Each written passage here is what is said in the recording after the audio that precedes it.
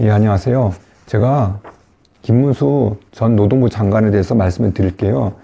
저는 기자 생활을 하면서 김문수 전 장관을 인터뷰하기도 했고 몇 번 만나서 얘기를 나눈 적도 있습니다. 지금 김문수 전 장관이 범보수 대선 후보로 떠오르고 있는데요. 제가 아는 김문수 전 장관에 대해서 간단히 말씀을 드릴게요. 우선 김문수 전 장관은 현실 인식이 뛰어납니다.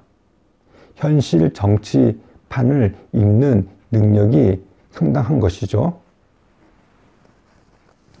제야에서 민주화 운동을 하는 것의 한계를 느끼고 민중당이라는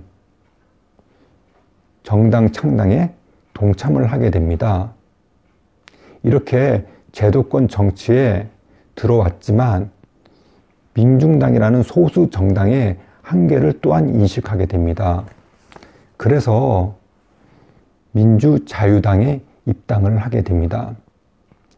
당시 입당할 때는 김영삼 대통령이 개혁 공천을 할 때였습니다. 그런 개혁 공천 물결을 타고 민주자유당에 입당을 해서 1996년 15대 총선에서 경기도 부천 소사에 출마를 하게 됩니다. 출마 당시 김문수 전 장관은 별로 알려지지가 않았잖아요. 그래서 상당히 선거 초반에는 열세였습니다. 하지만 김문수 전 장관의 탁월한 정치판 읽기를 통해서 막판에 역전을 하게 됩니다. 막판에 역전을 해서 지금 더불어민주당 박지원 의원을 꺾고 당선이 됩니다. 김 전 장관은 이후 경기도지사 선거에 출마를 해서 당선이 되었고 또 한 번 또 출마를 하게 돼서 또 한 번 출마를 하게 돼서 연속으로 당선이 됩니다. 그래서 재선을 하게 됐는데요. 경기도지사 선거에서 연속으로 당선된 인물은 김 전 장관이 유일할 것입니다. 그만큼 현실적인 선거 전략을 잘 짠다고 할 수 있습니다. 그런데 김 전 장관이 현실 정치판을 있는 그대로 받아들이는 그런 강점과 또 선거 전략을 잘 짜는 것만으로 선거에서 승리했다고 할 수는 없습니다. 김 전 장관은 성품이 어질고 겸손합니다. 제가 장기표 선생님한테 들었는데요. 김 전 장관이 비록 장기표 선생님과 이념적으로는 차이가 있었지만 김 전 장관이 장기표 선생을 선배로서 깍듯이 대했다고 합니다. 실제로 장기표 선생님이 김문수 전 장관에게 전화를 했는데 김 전 장관 전화를 못 받을 수 있잖아요. 그러면은 조금 시간이 지나가지고 꼭 다시 장기표 선생님한테 전화를 해줬다고 합니다.